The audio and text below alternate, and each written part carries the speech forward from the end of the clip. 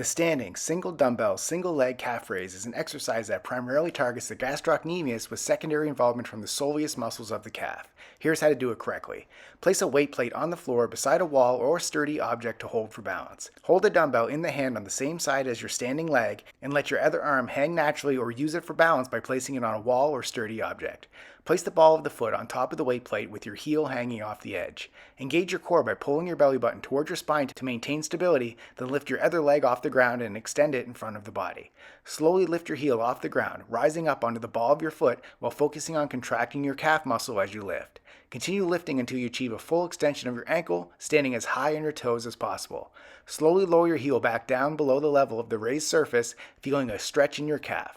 Keep your back straight and avoid leaning too far forward or backward. Inhale as you lower your heel and exhale as you lift it. Keep the movement controlled and avoid dropping your heel too quickly. Repeat all the reps on one leg, then switch legs while holding the dumbbell in the other hand and repeat. Subscribe to get a new exercise video demo every day.